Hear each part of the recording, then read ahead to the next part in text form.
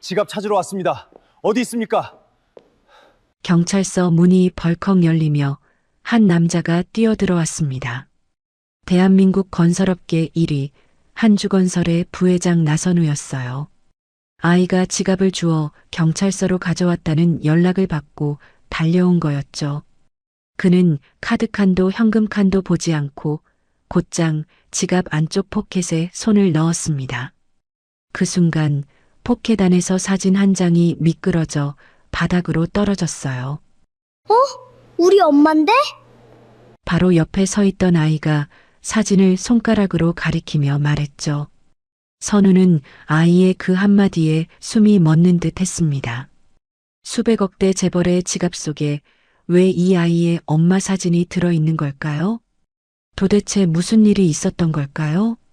이야기 시작 전 구독과 좋아요를 눌러주시고 어디서 듣고 계신지 댓글로 알려주시면 그곳으로 사랑과 행복이 가득 깃들기를 바라겠습니다. 3월 초였습니다. 바깥은 벌써 봄이었어요. 오가는 사람들의 옷차림이 눈에 띄게 가벼워졌고 한낮에는 볕이 제법 따뜻했습니다. 하지만 낡은 빌라 계단을 12칸 내려가면 그 아래 반지하에는 아직 냉기가 고여 있었어요. 그 방 안에 여자 하나가 누워 있었습니다. 이불은 반쯤 흘러내려 있었어요. 그 사이로 드러난 팔이 뼈만 앙상했습니다. 광대뼈가 툭 붉어져 나왔고 입술은 하얗게 말라 껍질이 일어나 있었어요. 이마에는 식은땀이 배어 번들거렸고 열이 오르는지 얼굴만 붉게 달아올라 있었습니다. 그 옆에 6살짜리 아이 우주가 무릎을 꿇고 앉아 있었어요. 우주는 엄마 어깨를 잡고 흔들었습니다. 엄마. 대답이 없었어요. 엄마, 일어나. 두 손으로 붙잡고 흔들었습니다. 한 번, 두 번, 세 번. 나중에는 온몸으로 매달리다시피 흔들었어요. 그런데 엄마의 팔이 아이의 손에서 스르륵 미끄러지더니 방바닥에 툭 떨어졌습니다. 우주의 손이 멈췄어요. 엄마는 눈도 못 뜬 채 뭔가를 웅얼거리고 있었습니다. 우주야, 우주야. 바로 옆에 아이가 앉아 있는 줄도 모르고 아들의 이름만 계속 불렀어요. 우주는 조심스럽게 손을 뻗어 엄마 이마에 얹었습니다. 뜨거웠어요. 우주는 깜짝 놀라 손을 뗐다가 다시 얹어봤습니다. 역시 뜨거웠어요. 우주는 벌떡 일어나 부엌으로 갔습니다. 개수대가 키보다 높아서 의자를 끌어다 올라가야 했어요. 수건을 물에 적시고 두 손으로 꾹 짰습니다. 그래도 물이 뚝뚝 떨어졌어요. 우주는 그 수건을 들고 와서 엄마 이마에 얹었습니다. 자기가 열이 날 때 엄마가 늘 그렇게 해줬거든요. 그러면 한결 나았습니다. 그러니까 엄마도 나을 거라고 생각했어요. 하지만 수건을 몇 번이나 다시 적셔와도 엄마는 눈을 뜨지 않았습니다. 오히려 숨소리만 더 거칠어졌어요. 우주는 자리에서 일어났습니다. 식탁 위에 낡은 플라스틱 통이 하나 있었어요. 엄마가 밤마다 식당에서 돌아와 앞치마 주머니를 뒤집어 털어넣던 통이었습니다. 엄마는 그 통 앞에 앉아서 한참씩 아무 말도 하지 않곤 했어요. 우주는 의자를 밀고 올라가 두 손으로 통을 안아내렸습니다. 안에는 접힌 지폐 몇 장과 동전들이 있었어요. 그게 이 집에 있는 돈 전부였습니다. 우주는 돈을 두 손에 꽉 쥐고 낡은 점퍼를 꺼내 입고 가방을 맸어요. 가방끈에 매달린 은색 자물쇠가 찰랑거렸습니다. 하트 모양의 작은 자물쇠였어요. 장기스가 가득했지만 우주는 그게 뭔지 몰랐습니다. 엄마가 제일 아끼는 거라는 것만 알고 있었어요. 현관에서 신발을 신다가 뒤를 돌아봤습니다. 엄마는 여전히 눈을 감고 있었어요. 엄마, 조금만 참아. 금방 올게. 우주는 문을 열고 나갔습니다. 계단은 12칸이었어요. 아이의 다리로는 한 칸 한 칸이 높았습니다. 6칸쯤 올라갔을 때 발끝이 계단 모서리에 걸렸어요. 우주가 앞으로 휘청하면서 손을 짚었습니다. 손에 쥐고 있던 것들이 쏟아졌어요. 지폐가 계단에 떨어지고 동전이 쨍그랑 소리를 내며 아래로 굴러 내려갔습니다. 우주는 급히 되짚어 내려갔어요. 무릎이 까진 것도 모르고 지폐를 줍고 동전을 하나씩 주었습니다. 그런데 동전 하나가 벽과 바닥 사이 좁은 틈으로 미끄러져 들어갔어요. 우주는 그 틈에 손가락을 밀어 넣었습니다. 들어가지 않았어요.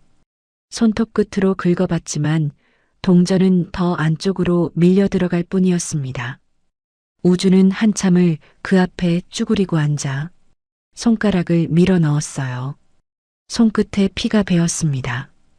우주는 그제야 손을 뺐어요. 손등으로 눈을 한번 문지르고 일어났습니다. 남은 돈을 두 손으로 꼭 쥐고 다시 계단을 올랐어요. 밖으로 나오자 꽃샘 바람이 얼굴을 스쳤습니다. 약국은 길 건너에 있었어요. 초록불이 켜지자 우주는 옆에 선 아주머니 곁에 바짝 붙어서 길을 건넜습니다. 약국 앞에 도착한 우주는 유리문 너머를 올려다봤어요. 안에 불이 켜져 있었습니다. 문을 밀자 딸랑 하는 소리가 났어요. 계산대 안쪽에서 나이 지긋한 약사가 고개를 들었습니다. 그런데 눈높이에 아무도 없었어요. 그제야 시선을 아래로 내렸죠. 계산대 앞에 아이가 서 있었습니다. 어깨가 들썩이고 있었어요. 약사의 표정이 달라졌습니다. 이 아이를 알고 있었거든요. 엄마 손을 잡고 와서 감기약을 타가던 아이였어요. 올 때마다 할아버지 안녕하세요 하고 꾸벅 인사를 하던 아이였습니다. 그 아이가 오늘은 혼자 서 있었어요. 약사는 계산대 밖으로 나왔습니다. 우주야, 왜 혼자 왔어? 엄마는? 아이가 발끝을 들고 계산대 위로 두 손을 뻗었어요. 땀에 젖어 축축해진 지폐 몇 장과 동전들을 올려놨습니다. 할아버지, 엄마가 안 일어나요. 목소리가 갈라졌어요. 이마가 뜨거운데 안 일어나요. 약사는 아이 앞에 무릎을 굽혔습니다. 엄마, 집에 계시지? 네. 엄마한테 할아버지가 갈까? 아니면 할아버지가 병원 차를. 약 주세요. 아이가 약사의 말을 잘랐어요. 약 먹으면 나아요. 나도 아플 때 약 먹으면 나았어요. 약사는 잠시 입을 다물었습니다. 우주야, 이건 어른 약이라서 할아버지가 너한테 바로 줄 수가 없어. 엄마가 직접 오셔야 돼. 우주는 한참을 서 있었어요. 그러다 계산대 위의 돈을 다시 두 손으로 쓸어 담았습니다. 그리고 돌아섰어요. 아이의 어깨가 축 처져 있었습니다. 우주가 문고리에 손을 얹었어요. 그런데 문을 밀지 않았습니다. 아이는 그 자리에 멈춰 섰어요. 어깨가 한번 들썩였습니다. 우주가 돌아섰습니다. 아이는 계산대까지 되돌아왔어요. 그리고 두 손으로 계산대 모서리를 꽉 붙잡았습니다. 손톱 밑에는 아까 계단에서 긁힌 피가 말라붙어 있었어요. 할아버지, 우주가 고개를 들었습니다. 우리 엄마 안 일어나면 어떡해요? 입술이 떨렸어요. 저 혼자 있는데요. 약사는 아무 말도 하지 못했습니다. 안경을 벗었어요. 손등으로 눈가를 한번 눌렀습니다. 한참 뒤에야 자리에서 일어나 진열대에서 해열제와 몸살약을 꺼냈어요. 종이봉투에 차곡차곡 담고 다시 아이 앞에 무릎을 굽혔습니다. 잘 들어라. 하얀 약 2알, 노란 약 1알. 물이랑 같이 드시라고 해. 하루에 3번이다. 2알이랑 1알. 우주가 따라 말했어요. 그래.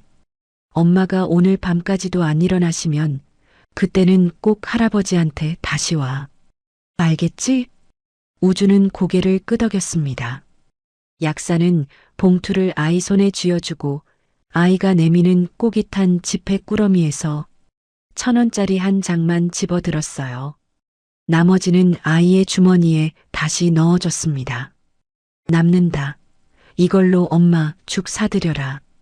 우주가 고개를 갸웃하다가 봉투를 가슴에 꼭 안았어요. 할아버지, 감사합니다. 허리를 폭 숙여 인사하고 문을 밀고 나갔습니다. 딸랑 하는 소리와 함께 문이 닫혔어요. 약사는 한참 동안 그 자리에 서 있었습니다. 손에 쥔 1,000원짜리 한 장을 물끄러미 내려다보고만 있었어요. 밖으로 나온 우주는 뛰기 시작했습니다. 약봉투를 두 팔로 끌어안고요. 횡단보도 앞에 도착했을 때 신호는 빨간불이었어요. 우주는 발을 동동 구르며 초록불을 기다렸습니다. 바로 그때였어요. 발밑에 뭔가가 보였습니다. 검은색 가죽 지갑이었어요. 보도블록 위에 툭 떨어져 있었습니다. 사람들이 그 옆을 그냥 지나가고 있었어요. 우주는 허리를 굽혀 그걸 주었습니다. 묵직했어요. 아이의 두 손에 꽉 찰 만큼 컸고 가죽이 아주 부드러웠습니다. 우주는 지갑을 든 채 두리번거렸어요. 하지만 길에는 모르는 얼굴들 뿐이었습니다. 그때 초록불이 켜졌어요. 우주는 그 자리에 서서 움직이지 못했습니다. 우주는 고개를 돌려 자기가 온 골목 쪽을 바라봤어요. 엄마가 누워있는 방은 저 골목 안쪽이었습니다. 우주는 한참을 그쪽만 봤어요. 그러다 다시 고개를 돌렸습니다. 길 건너편에 경찰서가 보였어요. 우주는 약봉투를 왼팔에 꼭 끼고 오른손으로는 지갑을 꽉 쥐었습니다. 그리고 경찰서를 향해 길을 건넜어요. 길에서 주운 그 지갑이 엄마와 자기의 삶을 완전히 뒤집어 놓을 거라는 걸 아이는 알지 못했습니다. 경찰서 안은 조용했습니다. 창구 안쪽에 젊은 경찰관이 앉아 있었어요. 서류를 정리하고 있다가 문이 열리는 소리에 고개를 들었습니다. 아이 하나가 서 있었어요. 한 팔에는 약봉투를 끼고 다른 손에는 검은색 가죽 지갑을 들고 있었습니다. 아이의 손에 비해 지갑이 너무 컸어요. 두 손으로 잡아야 할 것을 한 손으로 겨우 쥐고 있었습니다. 경찰관이 자리에서 일어나 창구 밖으로 나왔어요. 꼬마야. 무슨 일이야?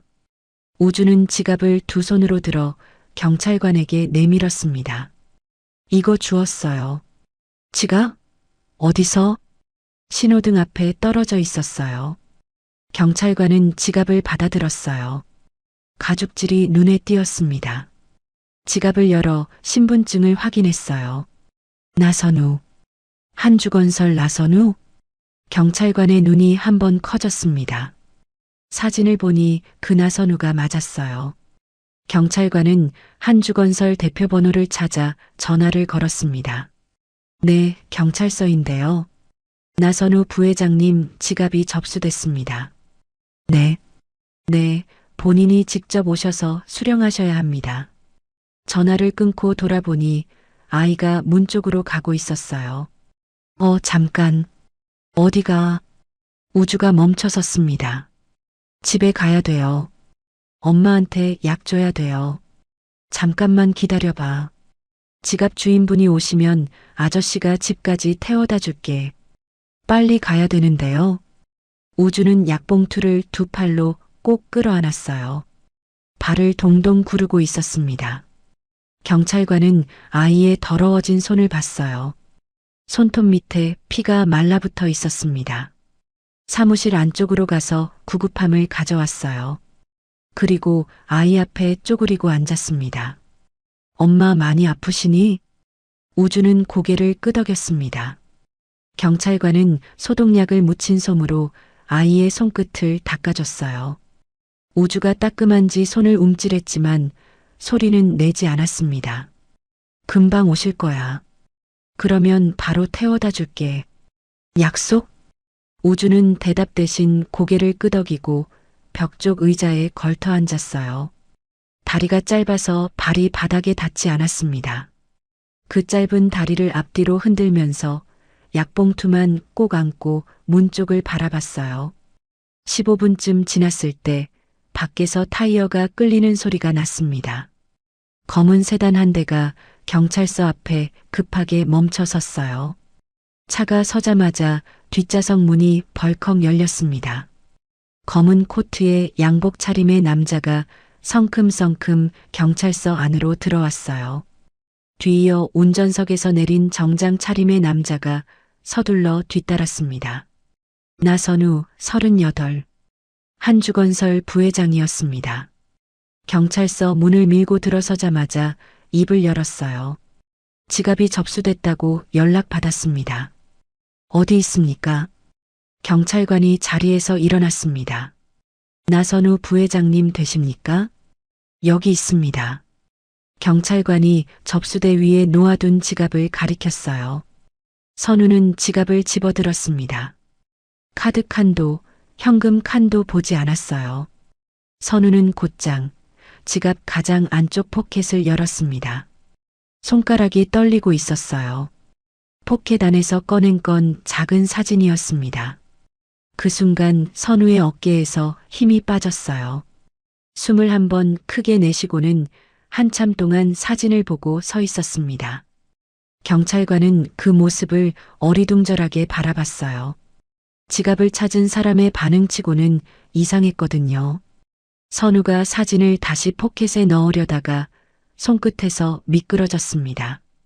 사진이 바닥에 떨어졌어요. 사진 속에 젊은 여자가 웃고 있었습니다. 선우가 허리를 굽혀 사진을 집으려는 순간 옆에서 작은 목소리가 들렸어요. 우리 엄마다. 선우의 손이 멈췄습니다. 고개를 돌렸어요. 바로 옆에 아이가 서 있었습니다. 약봉투를 끌어안은 채 바닥에 떨어진 사진을 내려다보고 있었어요. 이거 우리 엄만데 왜 우리 엄마 사진이 여기 있어요? 우주는 선우의 얼굴을 올려다봤습니다. 순수한 눈이었어요. 경찰서 안이 조용해졌습니다. 경찰관이 아이 쪽으로 한 발 다가왔어요. 꼬마야, 비슷한 사람일 거야. 아닌데, 우리 엄마 맞는데. 우주는 여전히 바닥의 사진을 가리키고 있었습니다. 경찰관이 선우를 돌아봤어요. 부회장님, 혹시 분실된 거 있으십니까? 현금이나 카드 확인 한번 해주시겠습니까? 선우는 대답하지 않았습니다. 선우의 시선이 아이의 얼굴에 멈췄어요. 아이의 눈매가 어딘가 익숙했습니다. 어디서 본 적이 있는 눈이었어요. 부회장님? 경찰관이 다시 불렀어요. 선우가 그제야 고개를 돌렸습니다. 아, 네. 다 있습니다. 목소리가 갈라져 있었어요. 선우는 허리를 굽혀 바닥에 사진을 집었습니다. 손가락이 떨리고 있었어요. 그때 우주가 몸을 돌렸습니다. 아저씨, 이제 보내줘요. 엄마한테 약 줘야 돼요. 우주는 경찰관을 올려다보며 약봉투를 들어 보였어요. 아이가 몸을 돌리는 순간 가방끈에 매달린 것이 흔들렸습니다. 은색 자물쇠였어요. 하트 모양의 장기스가 가득한 작은 자물쇠. 선우의 숨이 멎었습니다. 그 자물쇠를 알고 있었어요. 선우의 손이 저도 모르게 뻗어나갔습니다. 하지만 그 손이 닿기 전에 경찰관이 먼저 움직였어요. 그래, 약속했지. 아저씨가 태워다 준다고 했지. 경찰관은 우주의 손을 잡고 문 쪽으로 걸어갔습니다. 우주는 고개를 끄덕이며 따라갔어요. 아이의 가방에서 자물쇠가 찰랑찰랑 흔들렸습니다. 선우는 그 자리에 서서 한 발자국도 움직이지 못했어요. 뒤에 서 있던 이 실장이 조심스럽게 입을 열었습니다. 부회장님, 다음 일정이. 선우는 대답하지 않았어요. 정신을 차리고 밖으로 뛰쳐나갔습니다. 하지만 경찰서 앞에는 아무도 없었어요. 경찰차가 이미 떠난 뒤였습니다. 선우는 경찰서 안으로 다시 들어왔어요. 아까 그 아이 어디 사는 아이입니까? 접수대 안쪽에 앉아있던 직원이 고개를 저었습니다. 글쎄요. 그냥 지갑을 주워서 가져온 거라. 선우는 한참을 접수대 앞에 서 있었어요. 이 실장이 다가왔습니다. 부회장님. 선우는 고개를 돌리지 않았어요. 손에 쥔 사진을 물끄러미 내려다보고 있었습니다. 사진 속에서 젊은 여자가 웃고 있었어요. 그리고 방금 그 아이가 이 여자와 똑같은 눈으로 자기를 올려다봤습니다. 가자. 선우는 그 한마디만 하고 경찰서를 나갔어요. 차에 올라탄 선우는 한마디도 하지 않았습니다. 이 실장이 행선지를 묻는 것도 듣지 못했어요. 선우는 창밖을 보고 있었습니다. 경찰차가 사라진 그 길 끝을 차가 모퉁이를 돌 때까지 바라보고 있었어요. 차 안에서 선우는 코트 안주머니에 손을 넣었습니다. 손끝에 차가운 금속이 닿았어요. 6년 동안 늘 심장 가까이에 품고 다니던 것이었습니다. 순찰차 뒷좌석에서 우주는 약봉투를 가슴에 꼭 안은 채 창밖만 보고 있었습니다. 경찰관이 룸미러로 아이를 보며 입을 열었어요. 착한 어린이네. 엄마 약 사러 혼자 나온 것도 그렇고 지갑을 주워서 경찰서까지 가져온 것도 그렇고. 우주는 약봉투를 꼭 안으며 말했습니다. 어린이집에서 배웠어요. 경찰관이 기특하다는 듯 미소 지으며 말했어요. 엄마가 든든하시겠다. 그때 낯익은 골목이 보이기 시작했습니다. 우주의 몸이 앞으로 기울었어요. 차가 멈추자 우주는 급히 머리를 숙여 인사했습니다. 감사합니다. 그리고 문이 열리자마자 뛰었어요. 야, 조심해 꼬마야. 경찰관이 뒤에서 소리쳤지만 우주는 이미 골목 안쪽으로 사라지고 있었습니다. 반지하 계단을 향해 뛰어가는 작은 등을 경찰관은 차에 기대선 채 한참 바라봤어요. 우주는 계단을 내려가 문을 열었습니다. 방 안은 나갈 때 그대로였어요. 엄마는 여전히 눈을 감고 있었고 이불 사이로 드러난 얼굴이 아까보다 더 붉게 달아올라 있었습니다. 우주는 약봉투를 뜯고 부엌에서 물을 받아왔어요. 약사 할아버지가 일러준 대로 하얀 약 2알, 노란 약 하나를 손바닥에 올려놓고 엄마 곁에 무릎을 꿇었습니다. 엄마, 내가 약 사왔어. 소영은 대답하지 못했어요. 우주는 낑낑거리며 한 손으로 엄마의 머리를 받쳤습니다. 6살 아이의 팔에 어른의 머리는 너무 무거웠어요. 팔이 후들거리고 손목이 꺾일 것 같았지만 우주는 이를 악물고 버텼습니다. 엄마, 약 먹어야 돼.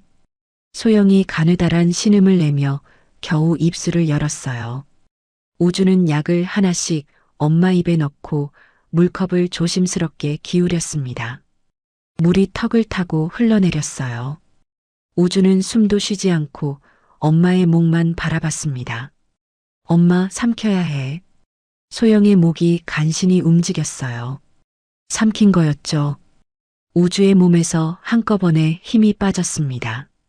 엄마의 머리를 베개 위에 조심스럽게 내려놓고 나서야 우주는 크게 숨을 내쉬었어요.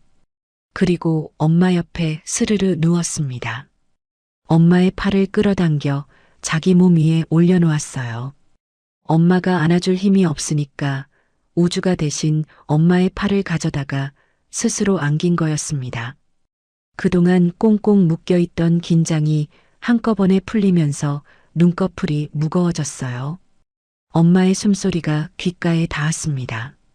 아까보다 조금, 아주 조금 고른 것 같았어요. 우주는 엄마의 팔을 꼭 붙잡은 채 스르르 잠이 들었습니다. 같은 시각, 선우는 집에 돌아와 있었어요. 코트도 벗지 않은 채 소파에 앉았습니다. 불은 켜지 않았어요. 거실에는 선우의 숨소리밖에 없었습니다. 아무리 넓어도 기다려주는 사람이 없는 집은 그냥 텅 빈 상자와 다를 게 없었어요. 6년째 그랬습니다. 선우는 코트 안주머니에서 그것을 꺼냈어요. 은빛 열쇠였습니다. 하트 모양의 손잡이가 달린 손가락 한마디만 한 작은 열쇠. 매일 밤 손끝으로 문지르고 또 문지른 탓에 반질반질한 윤이 나고 있었어요. S, Y. 선우는 그 두 글자를 엄지로 천천히 쓸었습니다. 차가운 금속이 체온에 데워지기 시작하자 선우의 머릿속에 6년 전의 밤이 천천히 밀려들었어요.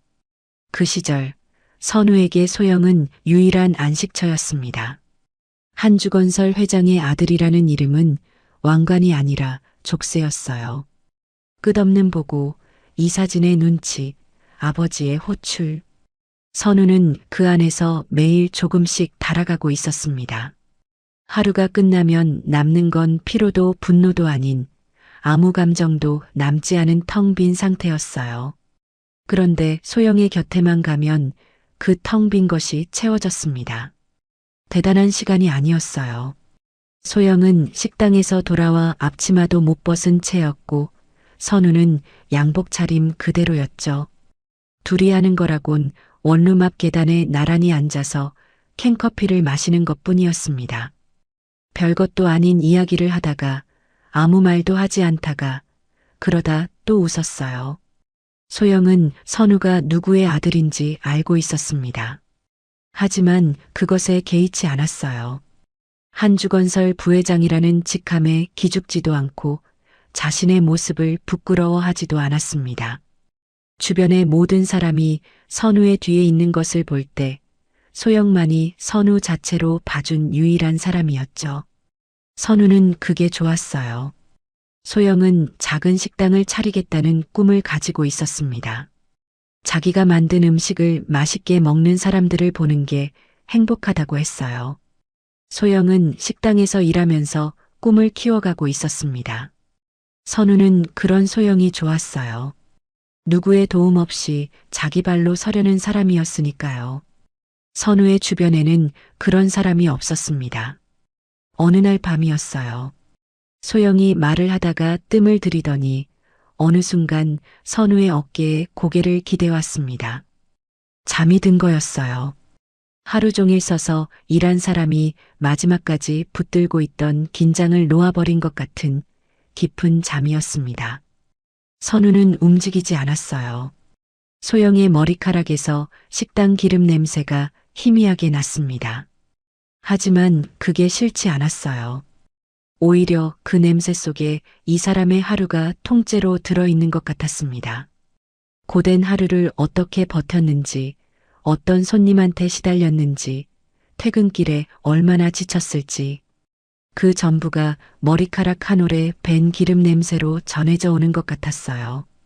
선우는 그날 밤 결심했습니다.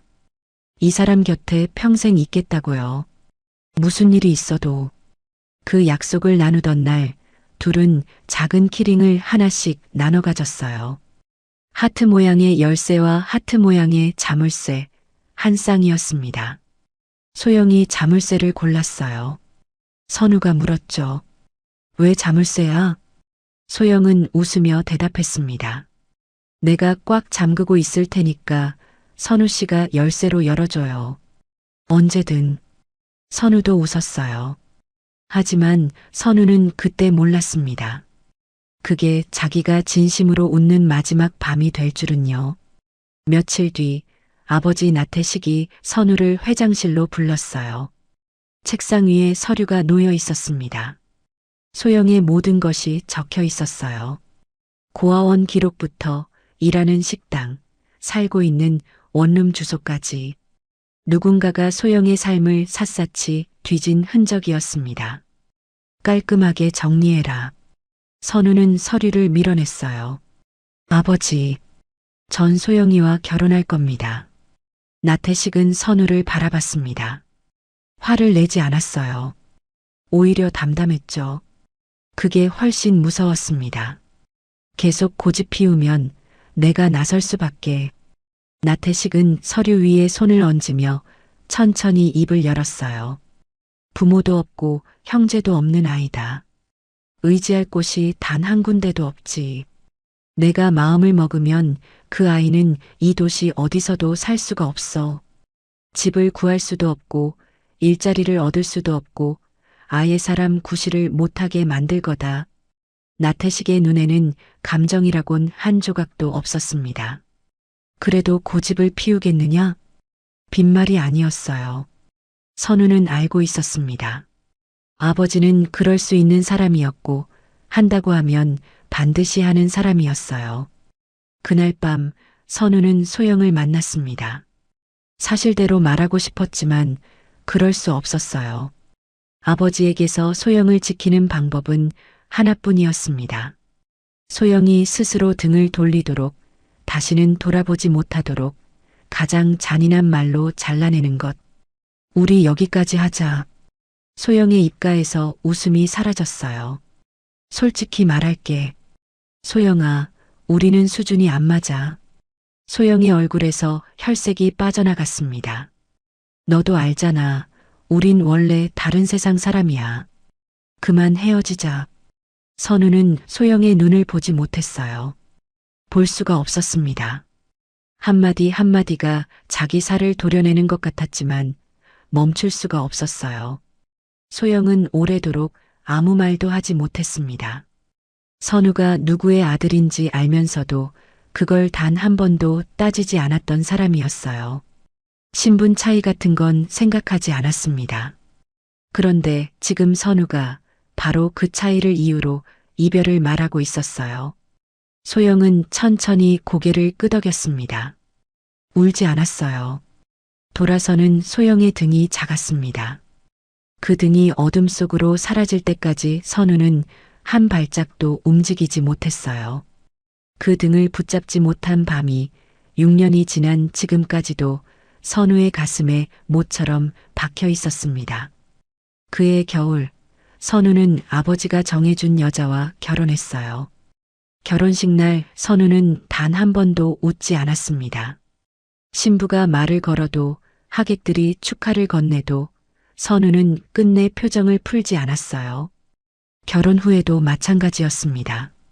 선우는 집에서도 웃지 않았고 식탁에서도 말이 없었고 서재에서 따로 잤어요. 남편의 차가움을 견디지 못한 아내는 3년째 되던 해 결국 이혼을 요구했습니다. 선우는 아무런 미련 없이 도장을 찍었어요. 그 뒤로 선우는 한주건설의 괴물이 됐습니다.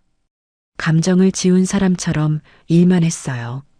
새벽까지 사무실에 남았고 주말에도 현장을 돌았습니다. 회의 때마다 상대방의 약점을 정확하게 찔러댔고 타협이라는 단어를 입에 올리는 법이 없었어요. 사람들은 그를 냉혈한이라고 불렀습니다. 하지만 아무도 몰랐어요. 이 남자가 매일 밤 서재에 홀로 앉아 지갑 속 사진을 꺼내 본다는 거요. 포켓 가장 안쪽에 넣어둔 열쇠 키링을 꺼내서 손끝으로 문지르고 또 문지른다는 거요. 사진 속 소영은 6년째 같은 얼굴로 웃고 있었고 선우는 6년째 같은 자리에 앉아 그 웃음을 내려다보고 있었습니다.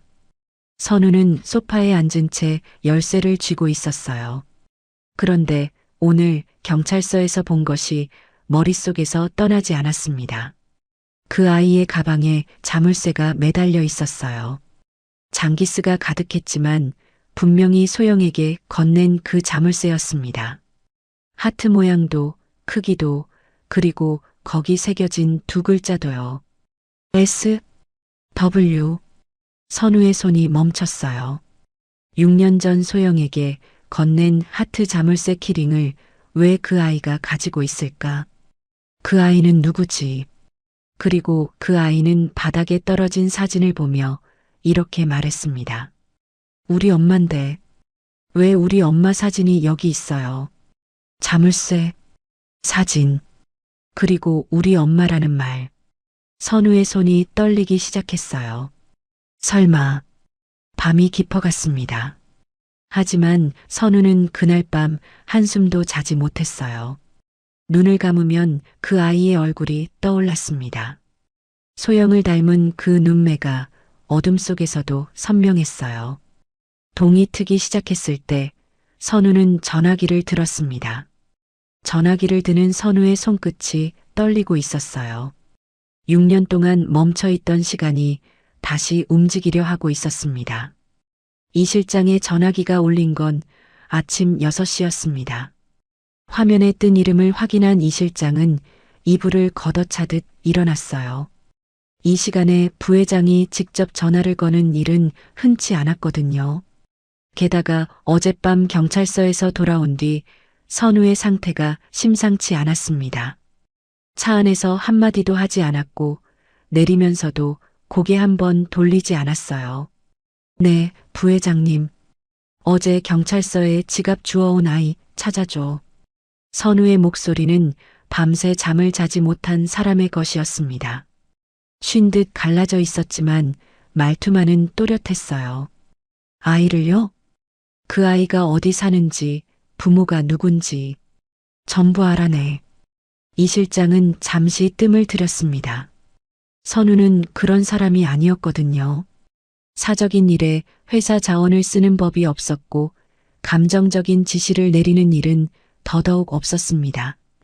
그런데 지금 선우의 목소리에는 이 실장이 10년 넘게 곁에서 한 번도 들어본 적 없는 것이 섞여 있었어요. 간절함이었습니다. 알겠습니다, 부회장님. 오늘 중으로 부탁해. 전화가 끊겼어요. 이 실장은 곧바로 움직였습니다. 먼저 경찰서로 향했어요. 하지만 접수 기록에는 아이의 인적사항이 남아있지 않았습니다. 지갑 습득 접수만 있을 뿐 아이의 이름도 주소도 없었어요. 하지만 이 실장은 여기서 멈추지 않았습니다. 어제 아이를 데려다 준 경찰관이 있었어요. 접수 기록에 없더라도 그 경찰관은 아이가 사는 곳을 알고 있을 거였습니다. 이 실장은 경찰서 직원에게 어제 근무자 명단을 확인했고 오전 교대 시간에 맞춰 그 경찰관을 만났어요. 아, 어제 그 꼬마요. 경찰관은 어제 아이를 내려준 곳을 기억하고 있었어요. 골목 안쪽 빌라에 사는 아이였어요. 엄마가 아프다고 약 가져간다고 했는데 그 빌라 반지하예요. 이 실장은 정확한 위치를 확인했습니다. 그리고 그 길로 관할 주민센터를 찾아갔어요. 해당 주소지의 세대 정보를 요청했습니다. 점심이 채 되기 전에 이 실장의 손에는 서류 한 장이 들려 있었어요. 이 실장은 서류를 읽었습니다. 그리고 한 번 더 읽었어요. 10년 넘게 선우의 곁을 지키면서 수많은 서류를 다뤄왔지만 이번만큼 손이 떨린 적은 없었습니다. 이 실장은 서류를 봉투에 넣고 선우에게 전화를 걸었어요. 부회장님, 확인됐습니다. 지금 가겠습니다. 30분 뒤 선우의 집이었습니다. 선우는 아침에 전화를 끄는 자리 그대로 소파에 앉아 있었어요. 코트도 벗지 않은 채였습니다. 커피잔 하나 손뗀 흔적이 없었어요. 밤새 그 자세로 앉아 있었다는 게 한눈에 보였습니다. 이 실장이 봉투를 내밀었어요. 해당 주소지 거주자 확인됐습니다. 선우는 봉투를 받았습니다. 손가락이 미세하게 떨리고 있었어요. 봉투에서 서류를 꺼냈습니다. 첫 줄에 세대주 이름이 있었어요. 강소영. 선우의 손이 멈췄습니다. 글자가 눈앞에서 흔들렸어요. 다시 읽었습니다. 한 글자씩 천천히. 강, 소, 영. 틀림없었습니다. 선우의 시선이 아래로 내려갔어요. 동거 일란에 이름이 하나 더 있었습니다. 강우주. 관계 자녀. 부라는 비어 있었어요. 생년월일을 봤습니다. 날짜를 읽는 순간 선우의 숨이 멎었어요. 6년 전이었습니다. 자신이 소영을 떠난 바로 그 해에 이 아이가 태어났습니다. 서류가 선우의 손에서 미끄러져 바닥에 떨어졌어요. 설마 그 아이가. 선우는 한참 동안 바닥에 떨어진 서류를 내려다보기만 했습니다. 그렇다면 소영은 왜 단 한 번도 자신을 찾지 않았을까요? 그리고 6년이라는 시간을 소영은 어떻게 버텨온 걸까요? 선우는 바닥에 떨어진 서류를 한참 동안 내려다보기만 했습니다. 손을 뻗었다가 거두고 다시 뻗었다가 또 거뒀어요. 두 손이 무릎 위에서 미세하게 떨리고 있었습니다. 이 실장은 옆에 서서 선우의 그 손을 보고 있었어요. 6년 전 선우가 퇴근 후면 차를 몰아달라고 했던 작은 원룸 골목이 떠올랐습니다. 차에서 내리는 선우의 어깨가 그때만큼은 한결 가벼워 보였어요. 어느 날은 조수석에 캔커피 2개를 들고 타기도 했죠. 그러다 회장님이 선우를 불러들인 뒤로 그 골목행이 끊겼습니다. 선우의 얼굴에서 웃음이 사라졌고 곧이어 정략 결혼이 발표됐어요. 이 실장은 다 보고 있었습니다. 회장이 그 사이를 갈라놓았다는 것을요. 다만 한 번도 입 밖에 낸 적이 없었을 뿐이었어요. 지금 바닥에 떨어진 서류에 적힌 이름이 바로 그 사람이라는 것을 이 실장은 알아차렸습니다. 부회장님, 이 강소영이라는 분이 혹시 그때 그분입니까? 선우는 대답 대신 천천히 고개를 끄덕였어요. 한참 동안 넓은 거실에 아무 소리도 없었습니다. 선우가 입을 열었어요. 목소리가 갈라져 있었습니다. 소영이가 지난 6년 동안 어떻게 살았는지 알아내줘. 전부 아이를 언제 낳았는지, 어디서 낳았는지, 어떻게 키워왔는지. 알겠습니다. 선우는 거기서 말을 끊었어요. 다음 말이 쉽게 나오지 않는 것 같았습니다. 입술을 몇 번 달싹이다가 간신히 내뱉었어요. 유전자 검사도 해줘. 목소리가 떨렸습니다.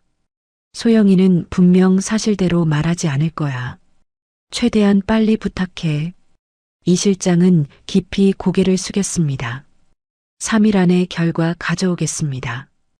이 실장이 나간 뒤 선우는 바닥에 서류를 주었어요. 강소영이라는 3글자를 손끝으로 짚었습니다. 소영은 임신 사실을 언제 알았을까? 내가 헤어지자고 한 날 이미 알고 있었던 걸까? 아니면 헤어진 뒤에야 알게 된 걸까? 알고 있었든 몰랐든 소영은 자신을 찾아오지 않았어요. 당연했습니다. 수준이 안 맞는다고, 다른 세상 사람이라고 선우가 직접 그렇게 말했으니까요. 소영은 자신을 원망했을 겁니다. 아니, 증오했을지도 모릅니다. 6년이라는 시간은 그 증오를 사귀기에도 부족했을 거예요. 선우가 소영을 지키려고 뱉었던 그 말이 결국 소영을 6년 동안 혼자 가둬 놓은 거였습니다. 선우는 이를 악물었어요. 며칠이 지났습니다. 선우는 회사에 나갔지만 머릿속에는 온통 소영과 아이 생각뿐이었어요. 회의 중에도 서류 위에 글자가 아니라 경찰서에서 봤던 아이의 얼굴이 떠올랐고 누군가 말을 걸어도 한 박자씩 늦게 반응했습니다. 밤이 더 힘들었어요. 서재에 혼자 앉으면 생각이 끝없이 꼬리를 물었습니다. 만약 그때 아버지에게 맞섰더라면, 소영에게 진짜 이유를 말했더라면, 함께 도망이라도 갔더라면, 소영은 보호자 서명란에 혼자 이름을 적지 않아도 됐을 거예요. 그 아이도 아빠 없이 6해를 보내지 않았을 겁니다. 하지만 선우는 그러지 못했어요. 소영을 지킨다는 이유로 떠났지만 솔직히 그게 전부가 아니었습니다.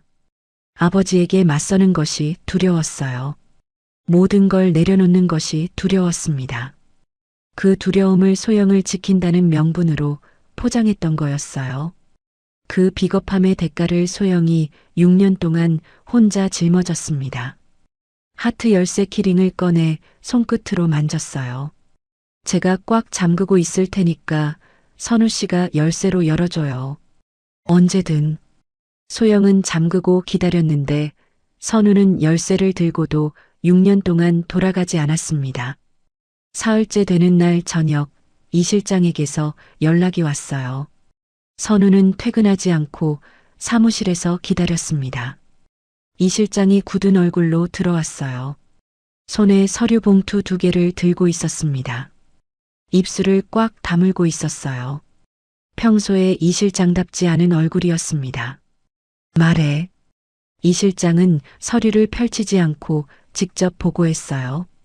강소영 씨는 부회장님과 헤어진 뒤 임신 사실을 알게 된 것으로 보입니다. 처음 병원에 간 기록이 그날 이후였습니다. 선우의 턱이 굳었어요. 출산은 혼자 했습니다. 서울 외곽의 작은 산부인과에서요. 이 실장은 잠깐 말을 멈췄습니다. 그리고 낮은 목소리로 이어갔어요. 보호자 서명란에 본인 이름을 적었습니다. 선우의 눈이 감겼어요. 아이가 돌이 되기 전부터 식당 일을 다시 시작했고 이후 6년간 식당 일과 부업을 병행하며 아이를 쭉 혼자 키웠습니다. 이 실장의 목소리가 조금 흔들렸어요. 주거지는 4번 옮겼습니다. 1년 전에 지금의 반지하로 들어왔습니다. 선우는 고개를 숙인 채 움직이지 않았습니다. 이 실장이 2번째 봉투를 내밀었어요. 유전자 검사 결과입니다. 선우는 봉투를 받았습니다. 한참 동안 무릎 위에 올려놓고 내려다보기만 했어요. 손가락이 봉투 모서리를 만지작거렸습니다. 선우는 봉투를 열었어요. 결과지 맨 아래에 굵은 글씨가 있었습니다. 친자 확률 99.99%. 선우의 손에서 결과지가 구겨졌어요. 입술을 깨물었습니다. 이를 악물었어요. 하지만 턱이 흔들리기 시작하더니 어깨까지 따라 흔들렸습니다. 울음이 터졌어요. 소리 없이 시작된 울음이 온몸을 흔들었습니다. 선우는 한 손으로 얼굴을 가렸지만 손가락 사이로 눈물이 줄줄 흘러내렸어요. 6년 동안 한 번도 울지 않았던 사람이었습니다. 감정을 지운 채 살아온 사람이었어요. 그 6년치가 한꺼번에 터져나오고 있었습니다. 이 실장은 소리 없이 고개를 숙이고 사무실을 나갔어요. 문이 닫힌 뒤에도 선우의 울음소리가 복도까지 희미하게 새어나왔습니다. 이 실장은 문 앞에 서서 한참 동안 그 자리를 떠나지 못했어요. 다음 날부터 선우는 소영의 집 근처를 찾아갔습니다. 하지만 골목 모퉁이에서 발걸음이 멈췄어요. 반지하로 내려가는 계단이 보였지만 그 계단을 내려갈 수가 없었습니다. 한 발을 떼었다가 돌아서고 다시 돌아왔다가 또 돌아서기를 몇 번이나 반복했어요. 그러다 아침 해가 비치자 반지하 문이 열렸습니다. 소영이 우주의 손을 잡고 계단을 올라왔어요. 아직 몸이 성취하는 게 한눈에 보였습니다.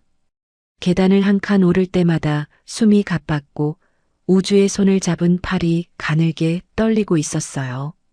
선우는 모퉁이 벽에 몸을 바짝 붙인 채 그 모습을 지켜봤습니다. 6년 만이었어요. 선우가 마지막으로 본 소영은 맑고 단단한 사람이었습니다. 눈이 깊고 웃으면 볼에 보조개가 잡히고 작은 체구지만 어딘가 꿋꿋한 기운이 있는 사람이었어요. 그런데 지금 계단을 올라오고 있는 소영은 내가 알던 소영이 맞나 싶을 만큼 달라져 있었습니다. 광대뼈가 도드라지게 앙상해졌고 목 위로 핏줄이 비쳤어요. 입술이 트고 갈라져 있었고 두 눈 아래에는 어두운 그늘이 짙게 내려앉아 있었습니다. 선우는 손으로 입을 틀어막았어요. 소리가 새어나올 것 같았기 때문입니다. 벽에 기대선 채 고개를 돌렸어요. 눈물이 쏟아졌습니다. 자기가 이렇게 만든 거였어요. 저 얼굴이, 저 마른 팔이, 저 느린 발걸음이 전부 자기 탓이었습니다. 어린이집 앞에서 우주를 보내준 뒤 소영은 곧장 식당으로 향했어요. 우주에게 손을 흔들어주고 돌아서는 순간 소영의 얼굴에서 웃음이 사라졌습니다. 아이가 보지 않는 곳에서 잠깐 허리를 짚고 가쁜 숨을 고르고 나서야 다시 걸었어요. 저녁에는 식당 근처에서 기다렸습니다. 소영이 나오는 시간은 밤 9시가 넘어서였어요. 그 길로 어린이집에 우주를 데리러 갔습니다. 어린이집 안에는 우주만 남아 있었어요. 다른 아이들은 벌써 다 돌아간 뒤였습니다. 구석 의자에 혼자 앉아있던 우주가 엄마의 얼굴을 보자마자 자리에서 벌떡 일어나 현관으로 뛰어나왔어요. 엄마. 소영은 그 앞에 무릎을 꿇고 우주를 안았습니다. 아이의 등을 토닥이는 소영의 손이 마르고 거칠었어요. 두 사람은 손을 잡고 골목을 걸었습니다. 우주가 오늘 있었던 일을 제잘거리면 소영은 고개를 숙여 눈을 맞추고 웃었어요. 하루 종일 서서 일한 사람의 얼굴에 아이 앞에서만 웃음이 돌아왔습니다. 선우는 골목 끝에서 그 모습을 봤어요. 주먹을 꽉 쥐고 있었습니다. 이틀, 사흘, 나흘을 지켜봤어요. 소영은 매일 같은 시간에 나와서 같은 시간에 돌아왔습니다. 늦은 밤에 반지하 창으로 희미하게 새어나오는 불빛은 새벽이 되어서야 꺼졌어요. 선우는 골목벽에 등을 기대고 한참을 서 있었습니다. 눈물이 멈추지 않았어요. 그리고 결심했습니다. 더 이상 여기 서서 지켜보고만 있을 수는 없다고요. 하지만 소영 앞에 다시 선다는 것이 생각보다 쉽지 않다는 걸 선우는 알고 있었어요. 며칠을 더 망설였습니다. 매일 골목 모퉁이까지 갔다가 돌아왔어요. 소영이 계단을 올라오는 모습을 보고 식당으로 향하는 뒷모습을 보고 밤에 우주와 손잡고 돌아오는 모습을 보고 그렇게 또 하루를 보냈습니다. 그러다 그날 아침 선우는 모퉁이를 돌았어요. 소영이 어린이집에 우주를 보내고 돌아오는 길이었습니다. 골목을 걸어오던 소영이 발을 멈췄어요. 둘 사이의 거리는 10발자국쯤이었습니다. 소영은 선우를 봤어요. 그리고 한순간 얼굴이 하얗게 질렸습니다. 6년이었습니다. 소영의 눈에 감정이 지나가는 게 보였어요. 놀람이 먼저 왔고 그 뒤를 혼란이 따랐고 그리고 마지막에 남은 건 분노였습니다. 소영이 먼저 입을 열었어요.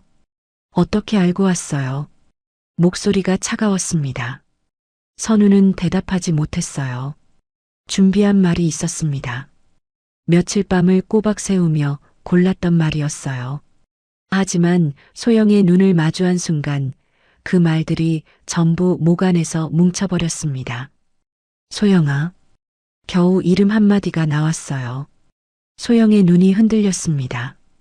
하지만 금방 다시 굳어졌어요. 그렇게 부르지 마세요. 할 말이 있어. 난 할 말 없어요. 소영이 돌아섰습니다. 선우가 한 발 다가갔어요. 아이를 봤어. 소영의 발이 멈췄습니다. 등이 굳는 게 보였어요. 왜 말 안 했어? 소영은 한참 동안 돌아서지 않았어요. 어깨가 미세하게 떨리고 있었습니다. 그리고 천천히 몸을 돌렸어요. 말 안 한 게 아니라 할 필요가 없었어요. 소영의 목소리가 갈라졌습니다. 수준이 안 맞는다고 했잖아요. 다른 세상 사람이라고 했잖아요. 그 말대로 한 거예요. 다른 세상에서 혼자 키운 거예요. 선우의 얼굴이 일그러졌어요. 그건 내가, 당신 아이 아니에요. 소영이 선우의 말을 잘랐습니다. 내 아이예요. 당신과 상관없는 아이라고요. 소영의 눈에 눈물이 차올랐어요. 하지만 흘리지 않았습니다. 이를 악물고 버티고 있었어요.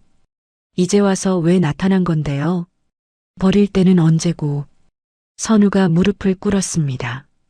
골목 한가운데 코트 차림 그대로 콘크리트 바닥에 무릎을 꿇었어요. 소영이 한 발 물러섰습니다. 이러지 마세요. 미안해. 일어나요. 미안해. 소영아. 일어나라고요. 소영의 목소리가 떨렸어요. 제발 그냥 가요. 우리 앞에 나타나지 마요. 6년 동안 없었던 사람이잖아요. 앞으로도 없는 사람으로 살아요. 제발. 소영은 선우를 돌아보지 않고 식당 쪽으로 걸어갔습니다. 걸음이 빨라졌어요. 거의 뛰다시피 골목을 빠져나갔습니다. 선우는 무릎을 꿇은 채 그 자리에 있었어요. 한참을요. 골목으로 바람이 불어왔습니다. 아직 꽃샘 추위가 남은 3월이었어요. 하지만 선우는 추운 줄도 몰랐습니다. 무릎이 젖는 줄도 몰랐어요. 그 시각 한주건설 회장실에서 나태식이 비서의 보고를 받고 있었습니다. 며칠 전부터 선우의 행동이 이상했어요. 회의에 집중하지 못했고 퇴근 후 동선이 평소와 달랐습니다. 이상한 낌새를 눈치챈 나태식은 비서에게 선우의 동선을 파악하라고 지시해 둔 상태였어요. 비서가 보고했습니다. 부회장님이 퇴근 후 차를 타지 않고 도보로 특정 지역을 매일 찾아가고 있습니다. 재개발 예정 구역의 낡은 빌라 골목입니다. 나태식의 눈이 좁아졌어요.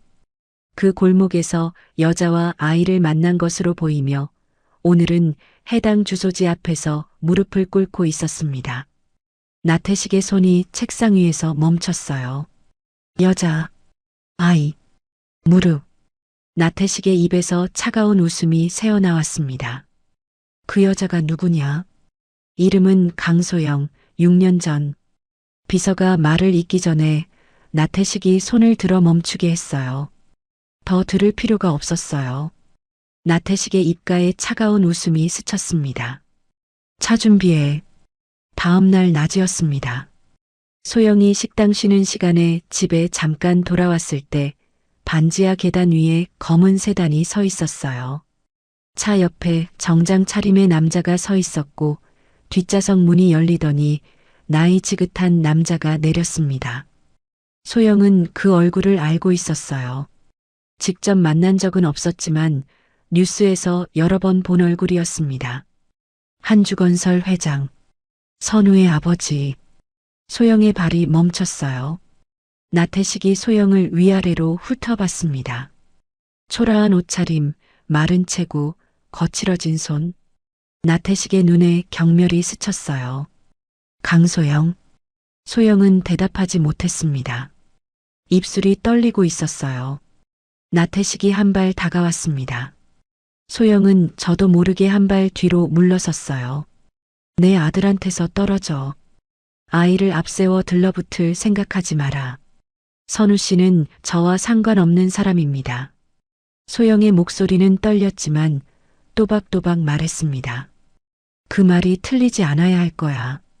나태식의 목소리는 높지 않았어요. 오히려 낮고 조용했습니다. 하지만 그 조용함이 더 무서웠어요. 나태식이 소영의 얼굴을 들여다봤습니다. 차갑고 건조한 눈이었어요. 내가 마음만 먹으면 너와 내 아이 둘 다 이 세상에 발 디딜 곳이 없어질 게다. 소영의 숨이 멎었어요. 알아듣겠느냐? 나태식은 대답을 기다리지 않았습니다. 돌아서서 차에 올라탔어요. 세단이 골목을 빠져나갔습니다. 소영은 한참 동안 그 자리에 서 있었어요. 다리에 힘이 풀렸습니다. 벽을 짚고 간신히 계단을 내려갔어요. 문을 열고 들어가 문을 닫았습니다. 그리고 방바닥에 주저앉았어요. 소영의 머릿속에 아까 그 말이 박혀서 떠나지 않았습니다. 너와 내 아이 둘 다. 자기는 어떻게 되든 상관없었어요. 하지만 우주까지. 그 말이 소영의 온몸을 얼어붙게 만들었습니다. 소영은 방 한구석에 놓인 우주의 가방을 끌어안았어요. 가방끈에 매달린 은색 자물쇠가 찰랑거렸습니다. 이 가방에 아이의 냄새가 배어 있었어요. 소영은 가방을 가슴에 꼭 안은 채 소리 없이 울었습니다. 오래도록 울었어요. 하지만 소영은 아직 몰랐습니다. 이 모든 일이 이제 겨우 시작이라는 것을요. 다음 날 아침 소영은 우주를 어린이집에 보내려고 준비하고 있었습니다. 우주의 옷을 갈아입히고 가방을 챙기는데 전화기가 울렸어요. 식당 사장이었습니다. 소영 씨, 미안한데 오늘부터 나오지 않아도 돼요. 소영의 손이 멈췄어요. 사장님, 갑자기 무슨... 건물 주인이 바뀌었어. 새 주인 쪽에서 직원을 다 바꾸라고 해서 나도 어쩔 수가 없어. 전화가 끊겼습니다. 소영은 전화기를 내려다봤어요. 손이 떨렸습니다. 하지만 뒤에서 우주가 신발을 신고 있었어요. 떨리는 손을 꾹 쥐고 아무 일 없다는 듯 돌아섰습니다. 그런데 전화가 또 울렸어요. 이번엔 집주인이었습니다. 소영 씨, 밀린 월세가 석 달이야. 나도 더 이상은 못 봐줘. 이번 주 안으로 정리해줘. 소영의 입이 말라왔어요. 아저씨, 조금만 시간을 주시면. 미안해. 나도 사정이 있어. 전화가 또 끊겼어요. 소영은 부엌벽에 한 손을 짚었습니다. 다리가 휘청거렸어요. 안 좋은 일은 왜 늘 이렇게 한꺼번에 닥치는 걸까? 부업이라도 더 해야 했습니다. 봉투 접는 부업을 주던 거래처에 전화를 걸었어요. 아, 강소영 씨요? 죄송한데 물량이 끊겼어요. 더 이상 드릴 게 없습니다. 소영은 전화기를 내려놓았습니다. 손이 떨렸어요. 하루 사이에 식당, 집, 부업까지 전부 뭔가 이상했습니다. 그때 핸드폰 문자 알림이 울렸어요. 버티지 마라. 빨리 정리해라. 소영은 그 문자를 읽고 또 읽었습니다. 그제야 알았어요. 식당도 집주인도 부업도 전부 그 사람이 한 거였습니다. 어제 반지하 앞에 서서 소영을 내려다보던 그 차가운 눈이 떠올랐어요. 내가 마음을 먹으면 너와 내 아이 둘 다 이 세상에 발 디딜 곳이 없어진다.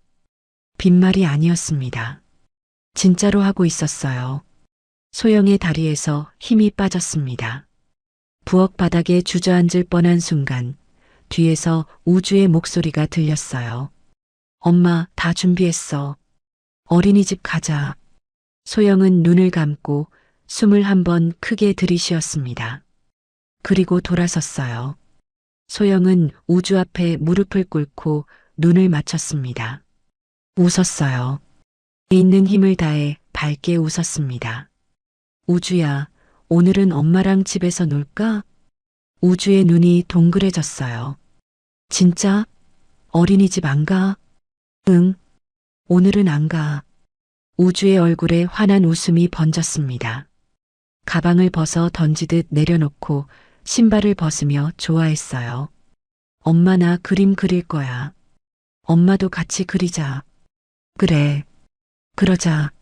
소영은 아이의 머리를 쓸어내리며 대답했어요. 손끝이 떨리고 있었지만 우주는 눈치채지 못했습니다. 우주가 방 안으로 뛰어들어가 크레파스를 꺼내고 있을 때 현관문을 두드리는 소리가 났어요. 소영은 놀라서 몸을 움찔했습니다. 또 그 사람일까? 그의 아버지가 또 온 걸까? 소영은 심호흡을 하고 조심스럽게 문을 열었어요. 선우가 서 있었습니다. 소영의 얼굴이 일그러졌어요. 방 안에 우주가 있었습니다. 아이한테 이 모습을 보여줄 수는 없었어요. 소영은 문 밖으로 나왔습니다. 그리고 뒤로 손을 뻗어 문을 닫았어요.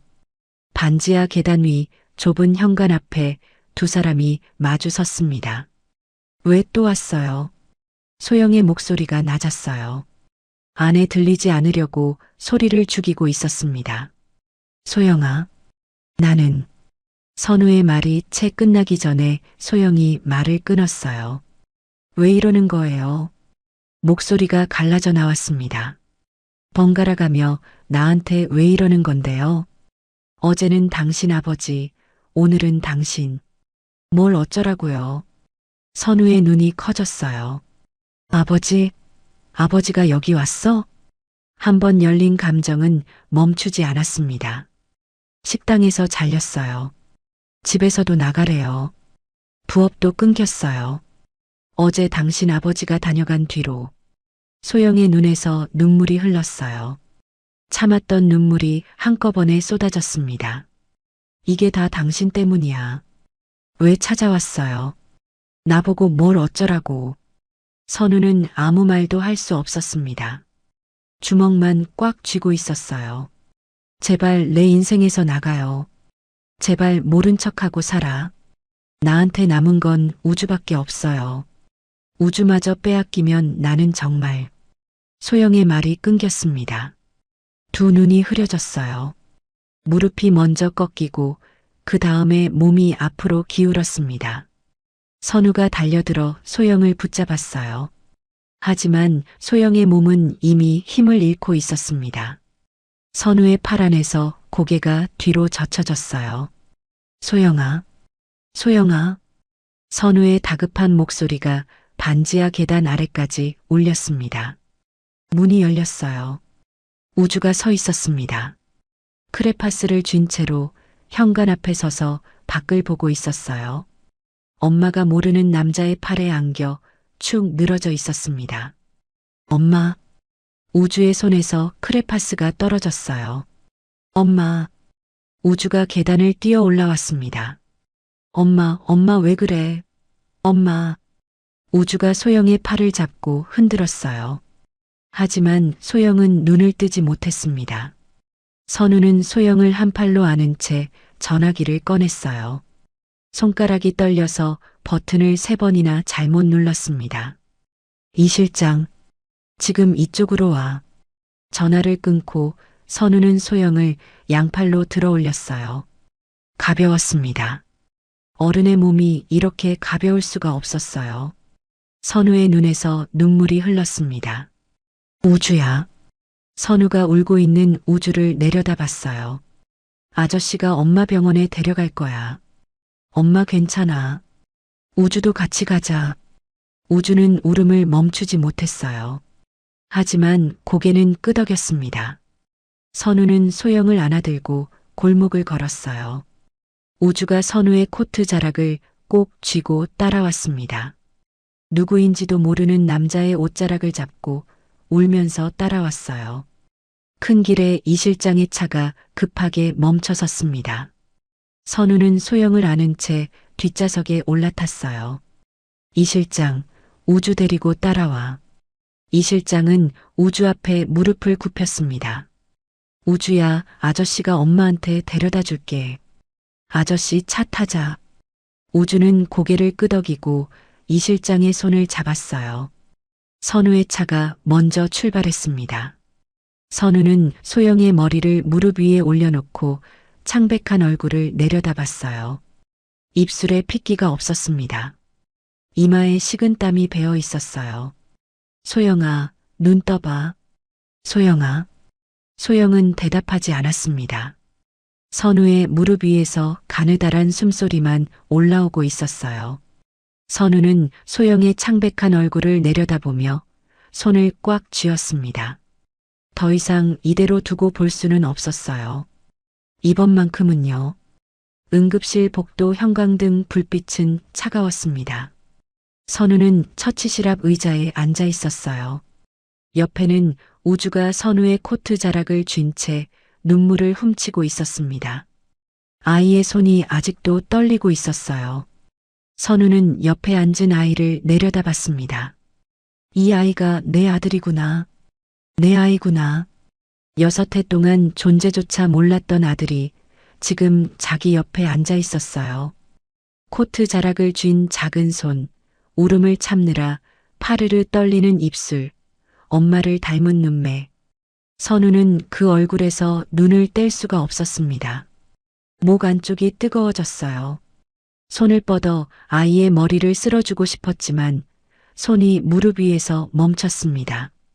그때 처치실 문이 열리고 의사가 나왔어요. 선우가 벌떡 일어났습니다. 어떻습니까? 의사는 차트를 넘기며 말했어요. 일단 의식은 돌아왔습니다. 열은 몸살 때문이고 근데 그게 문제가 아닙니다. 선우의 얼굴이 굳었어요. 극심한 영양실조와 중증 빈혈이 있습니다. 솔직히 말씀드리면 이 상태로 어떻게 돌아다니셨는지 모르겠어요. 상당 기간 제대로 식사를 못 하신 것 같습니다. 선우는 아무 말도 하지 못했어요. 입원하셔야 합니다. 수액부터 맞으시고 정밀 검사를 진행해야 할 것 같아요. 의사가 돌아간 뒤 선우는 복도 벽에 등을 기대고 천천히 미끄러져 내려앉았습니다. 상당 기간 제대로 식사를 못했다. 선우의 눈에서 눈물이 흘렀습니다. 옆에서 우주가 선우의 소매를 잡아당겼어요. 아저씨, 우리 엄마 왜 그래요? 선우는 눈물을 손등으로 훔치고 우주 앞에 무릎을 굽혔습니다. 아이와 눈높이를 맞췄어요. 우주가 선우의 얼굴을 빤히 올려다봤습니다. 그리고 눈이 동그래졌어요. 지갑 아저씨다. 선우의 숨이 잠깐 멈췄습니다. 아이가 기억하고 있었어요. 선우는 애써 웃어 보이며 고개를 끄덕였어요. 그래, 맞아. 우리 만난 적 있지? 그리고 우주의 눈을 바라보며 말했습니다. 엄마 괜찮아. 많이 피곤해서 쉬고 있는 거야.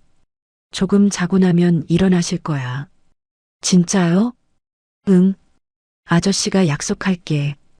우주는 한참 선우의 얼굴을 올려다봤어요. 근데 아저씨, 우리 엄마 알아요? 선우는 대답하지 못했어요. 입을 열면 울음이 나올 것 같았기 때문이었습니다. 선우는 그냥 고개를 끄덕였어요. 잠시 후 소영은 VIP 병실로 옮겨졌습니다. 넓고 조용한 방이었어요. 침대 옆에 소파가 있었고 큰 창으로 햇볕이 들어오고 있었죠. 반지하 방과는 전혀 다른 공간이었습니다. 소영은 수액을 맞으며 잠들어 있었어요. 얼굴에 핏기가 조금씩 돌아오고 있었지만 여전히 창백했습니다. 우주는 엄마 곁을 떠나지 않았어요. 침대 옆에 바짝 붙어 앉아서 엄마 손을 잡고 있었습니다. 선우가 병원 매점에서 우유와 빵을 사왔어요. 우주야, 이거 먹자. 우주는 고개를 저었어요. 엄마 안 일어났는데. 엄마는 자고 있는 거야. 우주가 밥을 먹어야 엄마도 안심하실 거야. 우주는 한참 소영의 얼굴을 보다가 빵을 한 입 베어 물었어요. 그리고 또 한 입. 천천히 먹었습니다. 다 먹고 나서 우주는 소파로 올라가 웅크렸어요. 울고 뛰고 긴장하느라 진이 빠진 아이의 눈꺼풀이 금방 무거워졌습니다. 선우가 코트를 벗어 아이의 몸 위에 덮어줬어요. 우주는 코트를 끌어안고 스르르 잠이 들었습니다. 병실이 조용해졌어요. 그때 이 실장이 들어왔습니다. 이 실장은 소파에 잠든 우주를 보고 침대에 누운 소영을 보고 그리고 선우의 얼굴을 봤어요. 선우의 눈이 벌겋게 부어 있었습니다. 이 실장은 목소리를 낮췄어요. 부회장님, 보고 드릴 게 있습니다. 선우가 고개를 돌렸어요. 회장님이 어제 직접 이곳에 다녀가셨습니다. 선우의 턱이 굳었어요. 강소영 씨의 식당, 집주인, 부업거래처 전부 회장님 쪽에서 손을 쓴 것으로 확인됐습니다. 하루 만에 동시에 끊긴 게 우연이 아니었습니다. 선우는 한참 동안 아무 말도 하지 않았어요. 이를 악물고 있었습니다. 턱 근육이 움직이는 게 보였어요. 수고했어. 낮고 가라앉은 목소리였습니다. 이 실장은 고개를 숙이고 조용히 나갔어요. 병실에 선우와 소영, 그리고 잠든 우주만 남았습니다. 선우는 의자를 끌어 소영의 침대 곁에 앉았어요. 소영의 손을 잡았습니다. 손이 작고 거칠었어요. 갈라진 손끝, 굳은 살이 잡힌 손바닥. 식당에서 12시간을 일하고 밤에는 봉투를 접고 새벽에는 아이의 옷을 빨았을 손이었습니다. 선우는 그 손을 두 손으로 감싸 쥐었어요. 그리고 입을 열었습니다. 소영아. 목소리가 떨렸어요. 내가 비겁했어. 6년 전에 아버지가 협박을 했어. 내가 이 도시에서 살 수 없게 만들겠다고. 나는 그게 무서웠어. 선우의 목소리가 갈라졌습니다. 그때는 그게 널 지키는 거라고 생각했어. 내가 떠나면 아버지가 너를 건드리지 않을 거라고. 그래서 일부러 너한테 상처를 주고 밀어냈어. 선우의 눈에 눈물이 차올랐어요. 내내 후회했어. 내가 너무 보고 싶었는데 너한테 그런 짓을 해놓고 도저히 용기가 안 났어. 눈물이 소영의 손등 위로 떨어졌습니다. 그런데 아버지가 지금 너한테 나 때문에 또 선우의 어깨가 흔들렸어요. 근데 소영아, 나 이제 도망치지 않을 거야. 그때처럼 비겁하지 않을 거야. 선우는 고개를 들어 소영의 얼굴을 바라봤습니다. 너랑 우주 내가 지킬 거야. 아무도 못 건드리게 할게. 이번에는 반드시. 병실의 선우의 목소리만 낮게 울리고 있었어요. 그때 소파에서 작은 목소리가 들렸습니다. 아저씨. 선우가 고개를 돌렸어요. 우주가 코트를 턱까지 끌어올린 채 눈을 비비고 있었습니다. 반쯤 잠에서 깬 아이가 선우를 올려다봤어요. 아저씨, 왜 울어요? 선우는 급히 눈물을 닦고 애써 웃어 보였습니다. 우주가 소파에서 내려와 선우 앞으로 왔어요. 우주는 한참 선우의 얼굴을 올려다보다가 작은 손을 뻗어 선우의 뺨에 묻은 눈물을 손가락으로 닦아줬습니다. 아저씨, 울지 마요. 선우의 입술이 떨렸어요. 참고 있던 것이 무너질 것 같았습니다. 선우는 우주를 끌어안았어요. 작은 몸이 품 안에 쏙 안겼습니다. 따뜻했어요. 선우는 아이를 안은 채 소리 없이 울었습니다. 우주는 이 아저씨가 왜 우는지 몰랐어요. 하지만 가만히 안겨 있었습니다. 그 순간 소영의 손가락이 미세하게 움직였어요. 소영은 사실 아까부터 깨어 있었습니다. 선우의 말을 처음부터 끝까지 다 듣고 있었죠. 소영은 선우 쪽으로 고개를 돌리지 못했습니다. 돌리면 선우의 얼굴을 봐야 하니까요. 그리고 그 얼굴을 보면 6년 동안 쌓아온 것들이 전부 무너져 내릴 것 같았습니다. 소영은 반대쪽으로 고개를 돌렸어요. 그리고 소리 없이 눈물을 흘렸습니다. 베개 위로 눈물이 번져나갔어요. 6년 동안 소영이 믿어왔던 것은 하나였습니다. 선우가 자기를 버렸다는 것, 수준이 안 맞는다는 말이 선우의 진심이었다는 것, 그 믿음이 소영을 6년 동안 버티게 해준 힘이었어요. 소영은 이불을 꽉 움켜쥐었습니다. 오래 미워한 만큼 진실은 더 아팠어요. 다음 날 아침, 나태식은 비서에게서 보고를 받았습니다. 부회장님이 어젯밤 대학병원 VIP 병실에서 밤을 새셨습니다. 나태식의 손이 찻잔 위에서 멈췄어요. 그 여자와 아이가 함께 있었습니다. 나태식은 찻잔을 내려놓았어요. 소리가 나지 않게 천천히. 병원비는 부회장님 개인 카드로 결제됐습니다. 나태식의 입가에 차가운 기운이 스쳤습니다. 아무 말도 하지 않았어요. 하지만 그 침묵이 비서의 등을 서늘하게 만들었습니다. 그 시각 대학병원 VIP 병실.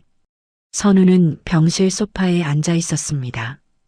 밤새 잠을 설쳤어요. 소파에서 우주가 선우의 코트를 이불 삼아 웅크리고 자고 있었고 소영은 여전히 눈을 감고 있었습니다. 선우는 한참 동안 두 사람을 바라봤어요. 그리고 자리에서 일어났습니다. 이 실장에게 전화를 걸었어요. 이 실장, 병실 좀 지켜줘. 오래 걸리지 않을 거야. 어디 가십니까? 아버지한테. 이 실장은 잠시 말이 없었어요. 알겠습니다. 선우는 병실을 나서기 전에 한 번 더 뒤를 돌아봤습니다. 우주의 잠든 얼굴, 소영의 창백한 얼굴. 이 두 사람을 지키려면 지금 가야 했어요. 한주건설 본사. 회장실 문이 열렸습니다. 나태식이 책상 앞에 앉아 있었어요. 선우가 들어오는 것을 보고도 서류에서 눈을 떼지 않았습니다. 앉아라. 선우는 앉지 않았어요. 나태식이 그제야 고개를 들었습니다. 선우는 주머니에서 봉투 하나를 꺼내 아버지의 책상 위에 내려놓았어요. 이게 뭐냐? 유전자 검사 결과입니다. 아버지 손자예요. 회장실이 조용해졌어요. 나태식은 봉투를 집어들었습니다.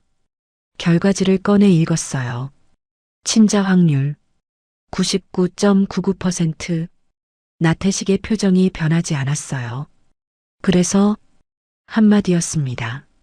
손자가 있다는 걸 확인하고도 그 한마디뿐이었어요. 소영이와 우주를 지키겠습니다. 더 이상 건드리지 마십시오. 나태식이 천천히 자리에서 일어났어요. 정신 나간 놈. 이렇게 정에 휘둘려서야 어떻게 이 한주건설을 이끌어가. 한주건설보다 제 가족이 더 소중합니다. 나태식의 눈이 좁아졌어요. 6년 전과는 다릅니다, 아버지. 선우의 눈이 흔들리지 않았습니다. 38년 동안 단 한 번도 없었던 일이었어요. 아들이 아버지의 눈을 정면으로 마주보고 맞서는 것. 나태식은 한참 동안 선우를 바라봤어요. 좋다. 그 여자를 선택하겠다면 전부 내려놓고 나가라. 선우는 주머니에서 법인카드와 차키를 꺼내 책상 위에 올려놓았습니다. 지분도 포기하겠습니다. 나태식은 아무 말도 하지 않았어요. 선우는 허리를 숙였습니다. 그리고 회장실을 나갔어요. 문이 닫힌 뒤 나태식은 한참 동안 책상 위에 놓인 것들을 내려다봤습니다. 법인카드, 차키, 그리고 유전자 검사 결과지. 나태식은 결과지를 다시 집어들었어요. 99.99%라는 숫자를 읽었습니다. 손가락이 미세하게 떨렸어요. 하지만 그것을 본 사람은 아무도 없었습니다. 선우는 병원으로 돌아왔어요. 복도에서 이 실장이 기다리고 있었습니다. 강소영 씨, 조금 전에 눈 뜨셨습니다. 선우의 발걸음이 빨라졌어요. 병실 문 앞에서 멈췄습니다. 숨을 한번 고르고 문을 열었어요. 소영이 침대에 기대 앉아 있었습니다. 창백했지만 눈을 뜨고 있었어요. 우주가 침대 위에 올라가 엄마 옆에 바짝 붙어 앉아 있었습니다. 선우와 소영의 눈이 마주쳤어요. 소영의 눈이 붉었습니다. 밤새 울었다는 게 한눈에 보였어요. 이 실장이 우주에게 다가갔습니다. 우주야, 아저씨랑 아이스크림 먹으러 갈까? 우주가 소영을 올려다봤어요. 소영은 애써 웃으며 고개를 끄덕였습니다. 엄마, 금방 올게. 우주가 이 실장의 손을 잡고 나갔어요. 병실에 두 사람만 남았습니다. 선우는 소영의 침대 앞으로 천천히 다가왔어요. 그리고 무릎을 꿇었습니다. 소영아. 목소리가 갈라졌어요. 용서해줘. 소영은 선우를 내려다봤습니다. 입술이 떨리고 있었어요. 어젯밤에 다 들었어요. 선우가 고개를 들었습니다. 나를 지키려고 일부러 그랬다고. 선우의 눈에 눈물이 고였어요. 소영아. 선우는 한참을 말하지 못했습니다. 입술이 떨렸어요. 우주, 내 아이지? 소영의 눈에서 눈물이 흘렀어요. 난 6년 동안 내 아이가 세상에 있는 줄도 모르고 살았어. 아빠라는 사람이 아무것도 몰랐어. 선우의 어깨가 흔들렸습니다. 미안해. 정말 미안해. 소영은 한참 동안 선우를 내려다보고 있었어요. 그리고 천천히 입을 열었습니다. 왜 사실대로 말 안 했어요? 선우가 고개를 들었어요. 소영의 목소리는 떨리고 있었지만 눈은 선우를 똑바로 보고 있었습니다. 나한테 사실대로 말했어야죠. 왜 혼자 결정했어요? 선우는 대답하지 못했어요. 왜 6년 동안 미워하고 원망하게 했어요? 눈물이 턱을 타고 흘러내렸습니다. 진심이 아니었다고 해도 이제 와서 달라지는 건 없어요. 선우는 무릎을 꿇은 채 고개를 숙였어요. 당장 용서해달라는 거 아니야. 나한테 다시 기회를 줘. 소영은 창밖을 바라봤습니다. 한참 동안 아무 말도 하지 않았어요. 그리고 조용히 말했습니다. 지금은 뭐가 뭔지 모르겠어요. 선우가 고개를 들었어요. 시간이 필요해요. 소영은 고개를 돌려 선우를 봤습니다. 원망도 분노도 아닌 눈이었어요. 하지만 아직 풀리지 않은 무언가가 그 눈 안에 남아 있었습니다. 선우는 천천히 고개를 끄덕였어요. 기다릴게. 내가 괜찮다고 할 때까지 얼마가 걸리든 기다릴게. 선우는 일어서지 않았습니다. 무릎을 꿇은 채 소영의 눈을 바라봤어요. 우선 건강 회복하는 데만 집중하자. 소영은 고개를 돌렸어요. 창밖으로 봄볕이 들어오고 있었습니다. 눈물이 또 한 줄 흘렀어요. 하지만 이번 눈물은 아까와는 달랐습니다. 문 밖에서 우주의 목소리가 작게 들렸어요. 엄마, 아이스크림 남겨왔어. 소영이 눈물을 닦고 문 쪽을 바라봤어요. 그리고 6년 만에 처음으로 원망이 아닌 다른 것이 소영의 가슴 안에서 아주 작게 움직이기 시작했습니다. 선우는 약속대로 기다리기로 했어요. 소영은 과연 선우를 온전히 용서할 수 있을까요? 그렇게 일주일이 흘렀습니다. 선우는 매일 병원에 왔어요. 아침에 와서 우주를 어린이집에 데려다 주고 저녁에 데리러 가서 병실로 돌아왔습니다. 소영에게 뭔가를 강요하거나 서두르지 않았어요. 밥을 챙기고 우주를 돌보고 소영의 곁에 조용히 앉아 있었습니다.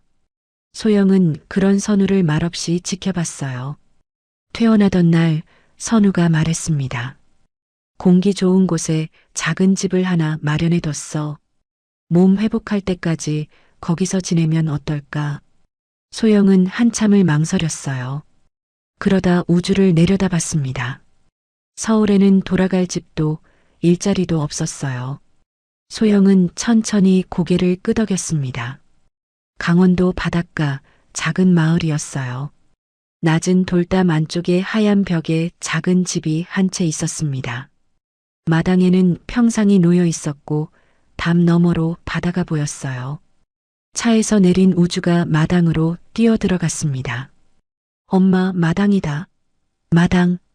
우주는 마당을 한 바퀴 돌고 또 한 바퀴 돌았어요. 반지하에서 살던 아이에게 마당은 세상에서 가장 넓은 놀이터였습니다. 소영은 대문 앞에 서서 그 모습을 바라봤어요. 바다 냄새가 섞인 바람이 불어왔습니다. 소영의 눈에 눈물이 고였어요. 선우는 짐을 내려놓고 소영에게 조심스럽게 말했습니다. 내가 여기 같이 있어도 될까? 다른 건 바라지 않을게. 그냥 곁에 있게만 해줘. 소영은 한참 선우를 봤어요. 그리고 작게 고개를 끄덕였습니다. 며칠이 지났어요. 소영의 얼굴에 조금씩 혈색이 돌아왔습니다. 바닷바람을 쐬고 제대로 된 밥을 먹고 푹 잠을 자는 것만으로도 몸은 달라졌어요. 선우는 매일 아침장을 보러 나갔습니다. 돌아와서 서툰 솜씨로 밥을 지었어요. 된장찌개를 끓이다 간을 잘못 맞춰서 우주가 얼굴을 찡그린 적도 있었고 계란말이가 타서 셋이 웃은 적도 있었습니다. 소영은 처음에 선우가 차려주는 밥상 앞에서 숟가락을 들기가 어려웠어요. 아직 마음이 복잡했거든요. 하지만 우주가 엄마 밥 맛있어라고 해맑게 웃으면 소영도 숟가락을 들었습니다. 어느 날 저녁 우주가 잠든 뒤 마당 평상에 둘이 앉아 있었어요. 소영이 먼저 물었습니다. 선우 씨, 회사 안 가봐도 돼요? 선우는 잠깐 바다를 보다가 대답했어요. 내 회사 만들려고. 담담한 말투였습니다. 소영의 눈이 잠깐 커졌어요. 선우의 옆얼굴을 바라봤습니다. 내 회사. 그 말은 한 주건설을 떠났다는 뜻이었어요.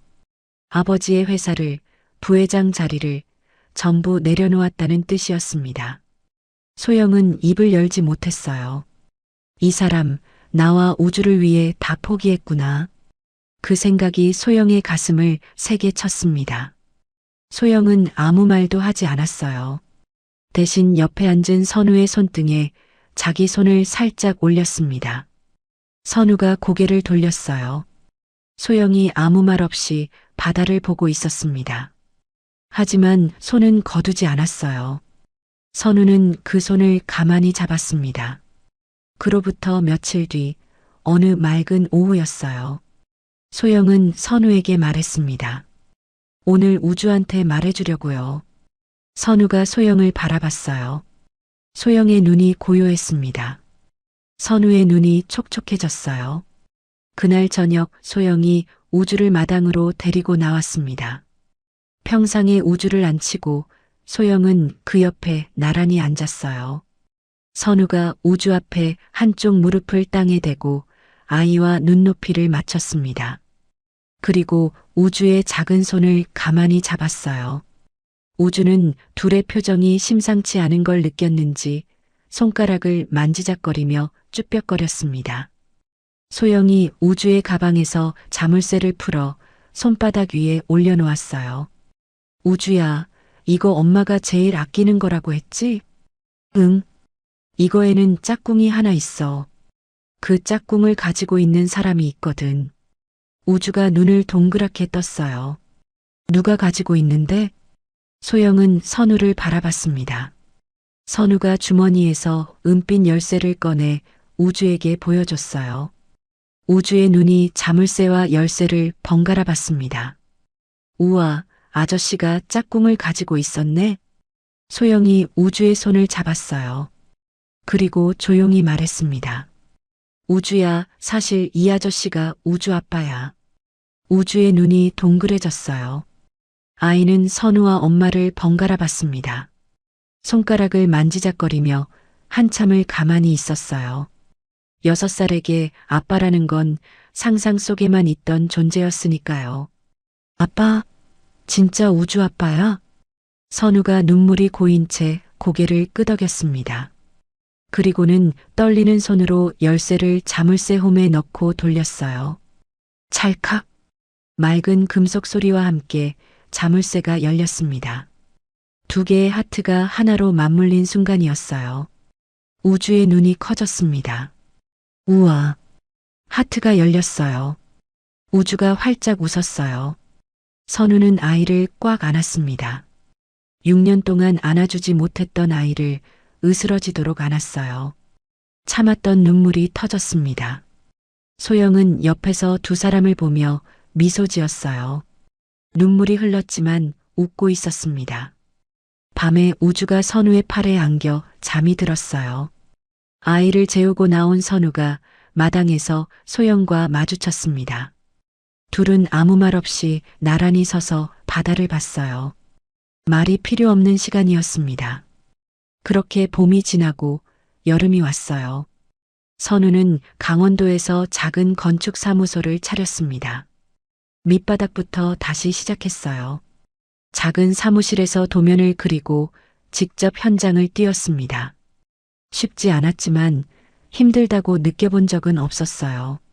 소영과 우주가 기다리고 있는 집이 있었으니까요. 한여름이었습니다. 땀을 흘리며 퇴근해서 골목을 걸어오는 선우의 앞에 마당에서 뛰어나오는 아이가 보였어요. 아빠. 우주가 2 팔을 벌리고 달려왔습니다. 선우는 아이를 번쩍 안아 올렸어요. 마당으로 들어서자 평상 위에 비빔국수 3그릇이 놓여 있었습니다. 소영이 부엌에서 나오며 웃고 있었어요. 건강을 되찾은 소영의 볼에 혈색이 돌아와 있었습니다.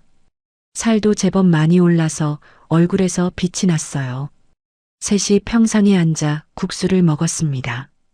우주가 국수를 후루룩 소리내며 먹다가 입 주변에 양념을 잔뜩 묻히고 웃었어요.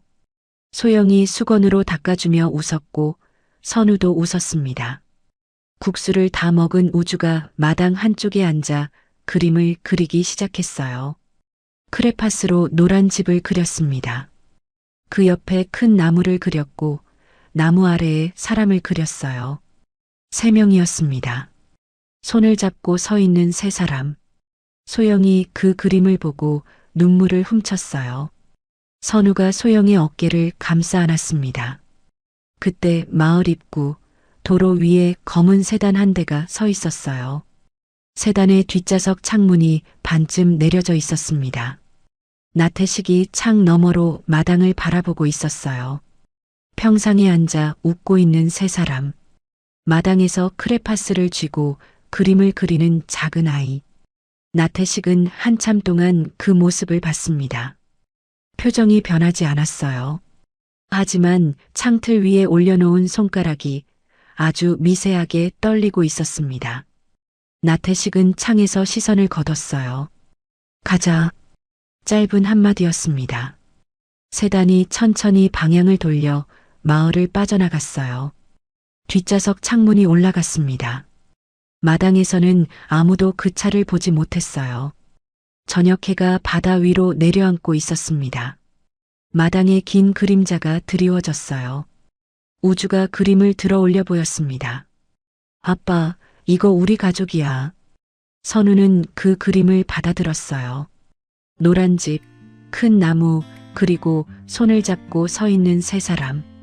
선우는 그림을 가슴에 안았습니다. 노을이 세 사람의 등을 물들이고 있었어요. 오래도록 따뜻하게요. 오늘의 이야기 어떻게 들으셨나요? 선우는 소영을 지키기 위해 떠났다고 말했지만 정작 소영은 6년 동안 혼자 무너지고 있었습니다. 사랑하는 사람을 위한 선택이었다 해도 말하지 않으면 진심은 전해지지 않는 거겠죠? 여러분은 혹시 진심을 말하지 못해서 후회했던 순간이 있진 않으신가요? 선우처럼 사랑하는 사람 앞에 설 수 있는 용기는 무언가를 가지고 있을 때가 아니라 모든 것을 내려놓았을 때 비로소 생기는 것인지도 모릅니다. 이 이야기가 마음에 남으셨다면 구독과 좋아요로 응원해주세요. 그리고 오늘 이야기에 대한 여러분의 생각도 댓글로 들려주세요.